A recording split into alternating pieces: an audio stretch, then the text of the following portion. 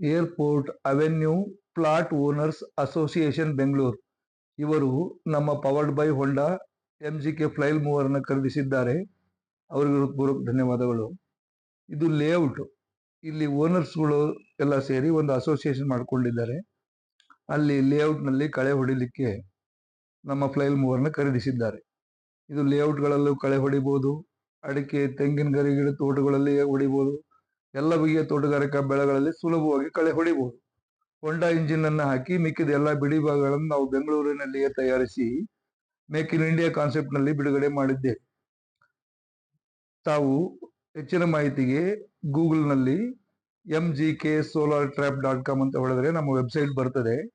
ಅಲ್ಲಿ ನಿಮಗೆ ಹಲವಾರು ಮಾದರಿ ಯಂತ್ರಗಳ ಮಾಹಿತಿಯು ನಿಮಗೆ ಸಂಪೂರ್ಣವಾಗಿ ದೊರೆಯುತ್ತದೆ. ಇದು 2.5 ಅಡಿ ಅಗಲ ಇರ್ತದೆ, ಮುಂದಕ್ಕೆ 3 ಗೇರ್ ಇರ್ತದೆ, ರಿವರ್ಸ್ 1 ಗೇರ್ ಇರ್ತದೆ. ನೋಡಿ, ಗೇರ್ ಹಾಕಿ ಆ ರೀತಿ ಬಿಟ್ಟಾಗ ಸ್ಟ್ರೈಟ್ ವಾಗಿ ನೇರವಾಗಿ ಹೋಗ್ತಾ ಇರ್ತದೆ. ನಾವೇನಾದ್ರೂ ತಳ್ಳೋ ಅವಶ್ಯಕತೆ ಇರೋದಿಲ್ಲ, ಅದು ನಮ್ಮನ್ನೇ ಎಳ್ಕೊಂಡು ಹೋಗುತ್ತೆ. ವಾಕ್ ಬಿಹೈಂಡ್, ಹಿಂದ್ಗಡೆ ನಾವು ಜಸ್ಟ್ ಹ್ಯಾಂಡ್ ಹಿಡ್ಕೊಂಡ್ರೆ ಆಯ್ತು. ಇದು ಎಡಗಡೆ ಹಿಡಿದ್ರೆ ಎಡಕ್ಕೆ ತಿರುಗುತ್ತೆ, ಬಲಕ್ಕೆ ಹಿಡಿದ್ರೆ ಬಲಕ್ಕೆ ತಿರುಗುತ್ತೆ, 180 ಡಿಗ್ರಿ ಕಟ್ ಆಗುತ್ತೆ. ನಾವೀಗ ಹ್ಯಾಂಡಲ್ ಬಿಟ್ಟಾಗ ಈಗ ನೇರವಾಗಿ ಹೋಗ್ತಾ ಇರುತ್ತೆ.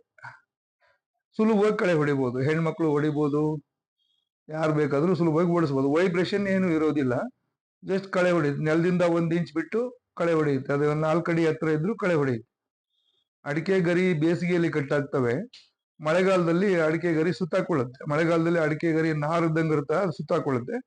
ಬೇಸಿಗೆಯಲ್ಲಿ ಅಡಿಕೆ ಗರಿ ಆರಿಸ್ದಂಗೆ ಹೊಡಿಬಹುದು, ಒಣಗಿರುತ್ತೆ. ನಮ್ಮ ಕೈಯಿಂದ ಯಾವ್ದನ್ನ ಮುರಿತೇವಲ್ಲ ಅಂತದನ್ನ ಅದು ಮುರಿಯುತ್ತೆ, ಆರಾಮವಾಗಿ ಕಳೆ ಹೊಡಿಬಹುದು.